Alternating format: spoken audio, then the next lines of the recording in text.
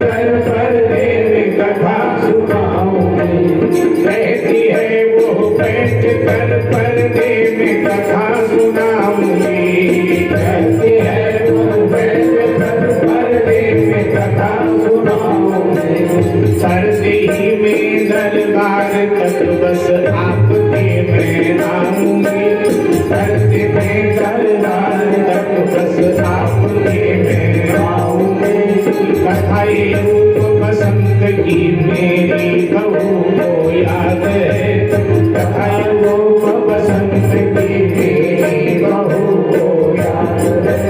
वो सुनावे कान कर लेकिन एक भरी याद है, वो सुनावे कान कर लेकिन एक भरी याद है।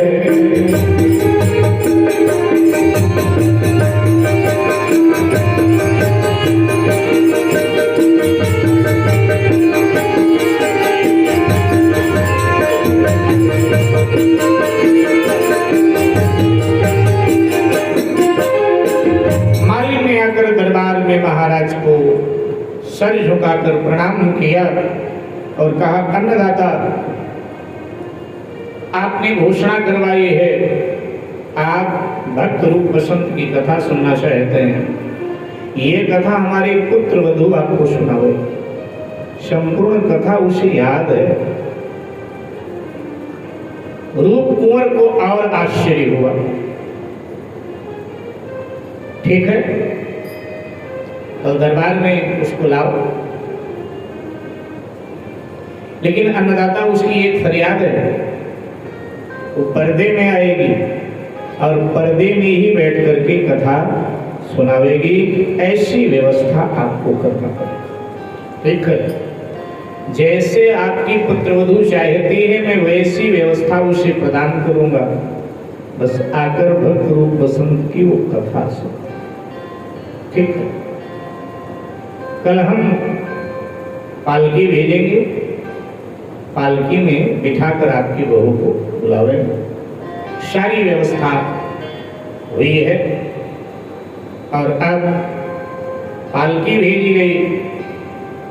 पालकी में वसंत स्वयं मालिन की पुत्र वधू बनकर के चला है। स्त्री वेश धारण किया है, स्त्री वेश धारण करके वो पालकी में बैठा चला है।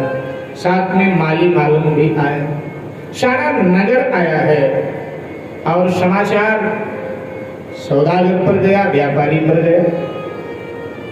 तो व्यापारी भी राजकुमारी चंद्रप्रभा अर्थात वसंत की जो पत्नी है राजकुमारी चंद्रप्रभा को लेकर के वो भी आ गया। जहां जिसका स्थान निश्चित किया गया था यथोचित स्थान पर सब विराजमान हुए। महाराज रूप कुंवर भी सिंहासन पर विराजमान हुए और पर्दे के पीछे पालकी आई। मालिक की बहू अर्थात स्त्री वेश में बसंत वहां विराजित हुआ और अब महाराज ने आदेश किया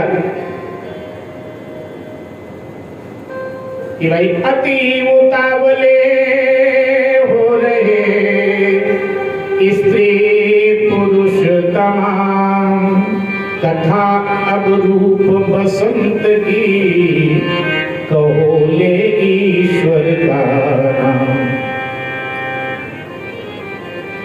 कहा कि हे मालिन की बहू, तमाम नागरिक स्त्री पुरुष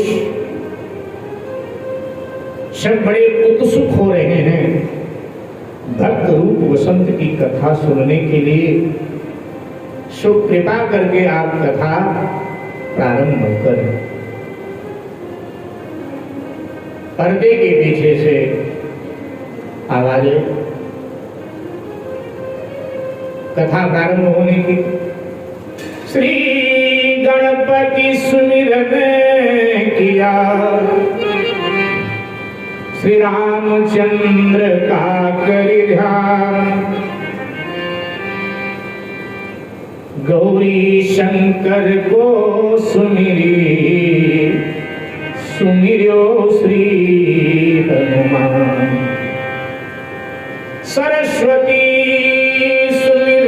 किया भारत देश प्रणाम, अचिरावती बंदन किया, कही जय जय श्री राम।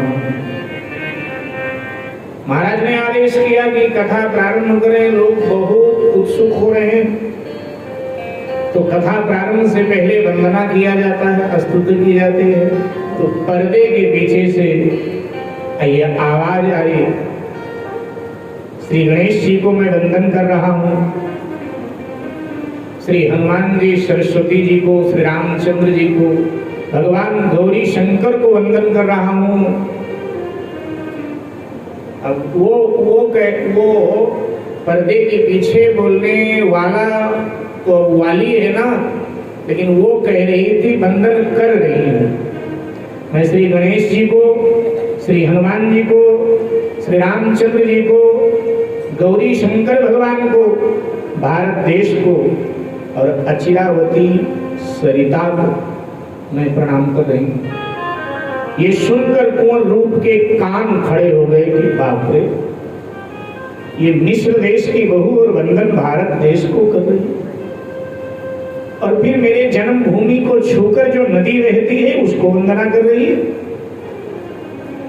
गौरी गणेश मना गई। ठीक है, कोई बात है।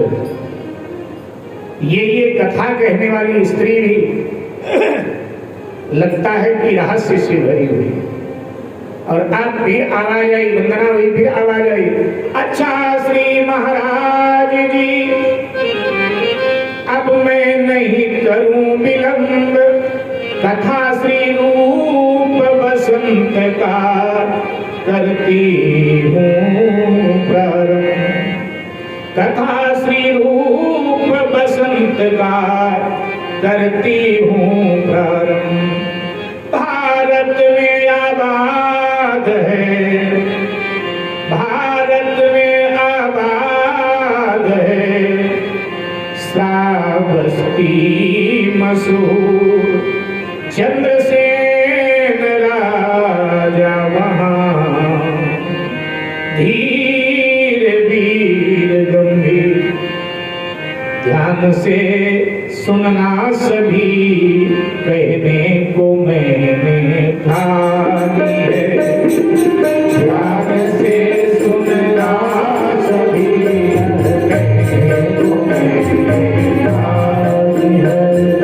यज्ञ जाए दो भाइयों की, यज्ञ जाए दो भाइयों की, ये करुणा भरी कहानी है।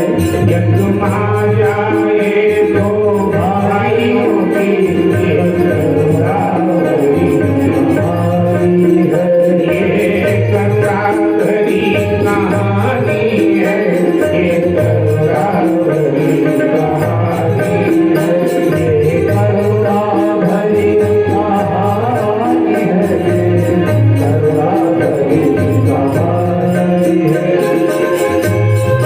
भारत में श्रावस्ती नाम का नगर आबाद है। वहां के राजा महाराज चंद्रसेन हैं। उनके दो पुत्र रूप वसंत। इस कथा में उन्हीं दो भाइयों की करुणामयी दास्तान है, करुणामयी कहानी है, करुणामयी कथा है। श्रावस्ती नरेश की पत्नी महारानी कुमकुम धर्मात्मा है, ज्ञानी गुणवान है, भगवान की भक्त हैं, रामायण की पाठक हैं। उन्होंने एक एक करके दो पुत्रों को जन्म दिया। उनका नाम रूप बसंत रखा गया। जब वो थोड़े बड़े हुए तो दुर्भाग्य से महारानी कुमकुम की मृत्यु हो गई। रूप बसंत के जो पिता हैं महाराज चंद्रसेन, नेपाल की राजकुमारी चित्रा से दूसरा विवाह कर लिया। चित्रा आई, कुछ दिन बीता। वसंत को एक दिन देखा तो मन ही मन उसके हृदय में उसको लेकर व्यभिचार की बात जग उठी। एक दिन एकांत में वसंत को पाकर अपना अभिप्राय कहा। वसंत ने शरण पकड़ लिया, आप मेरी माँ हैं, मैं आपका पुत्र हूँ। और महल से ये कहकर वो निकल गया। महारानी को लगा कहीं ये बात महाराज तक ये पहुंचाए, उससे पहले मुझे त्रिया चरित्र के जाल में इसको फंसा कर मिटा देना चाहिए। महाराज को बुलाकर महारानी ने वसंत पर झूठा दोष लगाया। फलता महाराज ने उसको मृत्यु दंड की सजा सुनाई। जब जल्लाद उसको फांसी के तख्त पर लटकाने जा रहे थे, ये खबर बड़े भाई रूप को पता चली।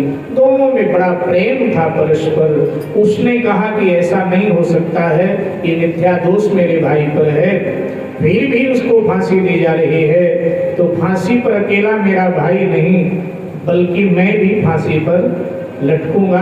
और वो भी फांसी पर लटकने के लिए तैयार। मामला गंभीर हो गया।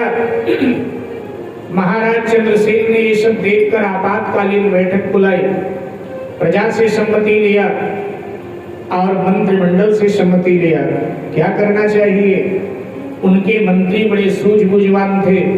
उन्होंने कहा कि देखो, मृत्यु दंड अब उचित नहीं, क्योंकि एक को मृत्यु दंड आप देंगे और दूसरा स्वतः मृत्यु दंड स्वीकार करेगा, इसलिए कोई और सजा दें। चंद्रसेन ने दोनों को देश से निष्कासित कर दिया और दोनों भटकते भटकते चलते चलते भारत की सीमा पार कर गए। अनेक देशों को पार करते हुए उनका दुर्भाग्य कहिए या प्रारब्ध कहिए, उन्हें मिस्र देश में प्रवेश करा देता।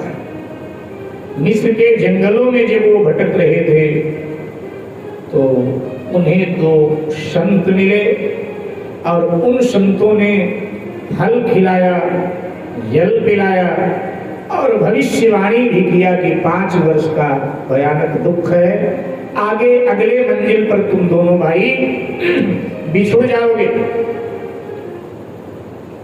बड़े भाई कुंवर रूप का राजयोग जल्दी बनेगा, वो राजा हो जाएगा, लेकिन वसंत तुम्हें तो दारुण दुख प्राप्त होगा।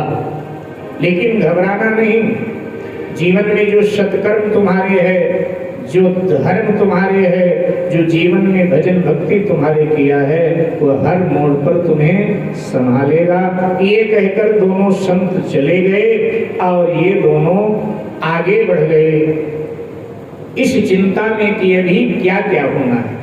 आगे वो कथा कहने वाली कह रही है कि ये दोनों चिंतन करते हुए कि हाय राज्य छुटा, देश छुटा, विदेश में आए फिर भी दुखों से छुटकारा नहीं मिल रहा है।